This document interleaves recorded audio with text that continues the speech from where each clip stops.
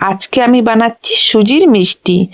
খেতে কিন্তু খুবই সুন্দর, বুঝতেও পারবে না যে এটা সুজি দিয়ে হয়েছে। এর জন্য আমি একটা নিয়েছি মিক্সির বাটি, আর ওই চায়ের কাপে 1 কাপ নিয়েছি চিনি, 1 কাপ নিয়েছি নারকেলের গুঁড়ো, আর নিয়েছি 1/2 কাপ সুজি, আর নিয়েছি 2টো এলাচ, একটু মিক্সিতে গুঁড়ো করে নেব। এবার নিয়েছি কড়াতে ওই যেই কাপে আমি চিনি মেপেছিলাম ওই কাপে 2 কাপ দুধ নিয়েছি।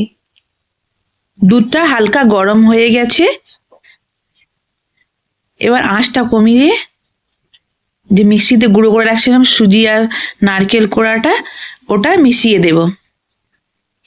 ওটা দিয়ে সুজি আর মিশ্রণটা দিয়ে ভালো অনবরত নাড়তে থাকতে হবে। নাড়তে নাড়তে মিষ্টিটা ডোটা রেডি হয়ে যাবে।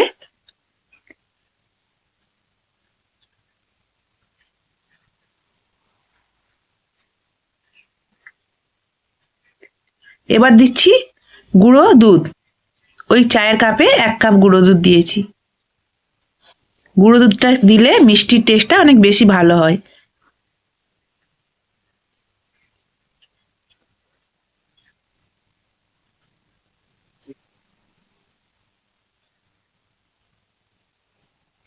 এবার আমি টেরেতে, ওই কেক টেরেতে আমি অল্প ঘি লাগিয়ে নিচ্ছি।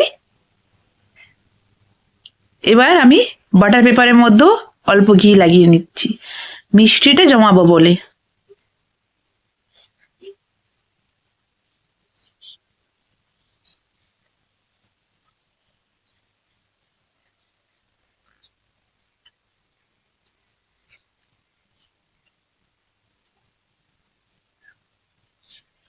এ দেখুন মিষ্টিটা আমার ডোটা হয়ে গেছে, মিষ্টির ডোটা এবার বের করে নিচ্ছি।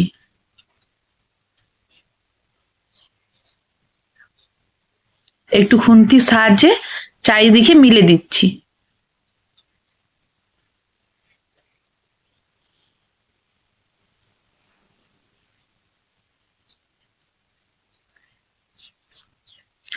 যখন ঠান্ডা হয়ে যাবে ফ্রিজের মধ্যে 1 থেকে 2 ঘন্টা রেখে দিলেই মিষ্টিটা ভালোভাবে সেট হয়ে যাবে। তার উপর থেকে পেস্তা আর বাদাম ছিটিয়ে দিচ্ছি, আর একটু দেখতে ভালো লাগবে বলে টুটি ফুটি দিয়ে দিচ্ছি।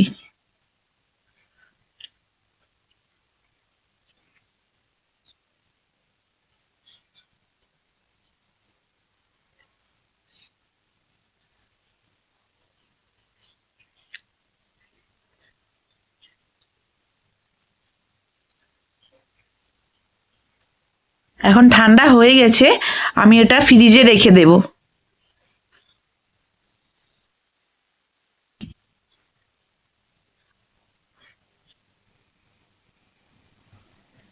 ফ্রিজ থেকে আমি বের করে দেখাচ্ছি।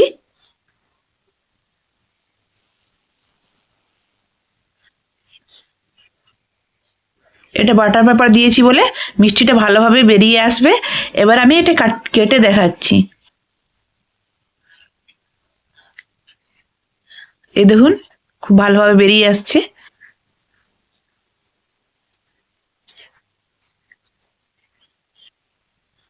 আমি চৌকো চৌকো করে কেটে নিচ্ছি, আপনারা আপনার ইচ্ছে মতন কেটে নেবেন।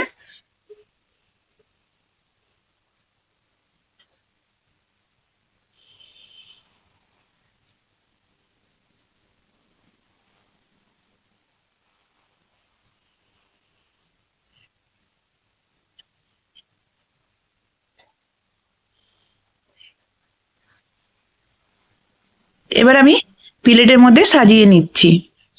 আপনারা কি যদি ভিডিওটা ভালো লাগে একটা লাইক তো করতেই পারেন। আর ভিডিওটা দেখার জন্য ধন্যবাদ। এই দেখুন মিষ্টিটা রেডি হয়ে গেছে, আমি প্লেটে বের করে নিচ্ছি।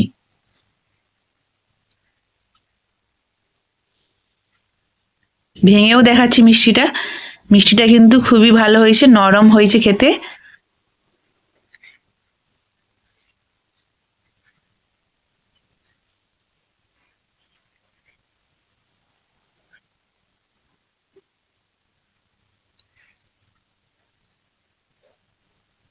দেখতেও যত সুন্দর, খেতেও কিন্তু খুবই টেস্টি।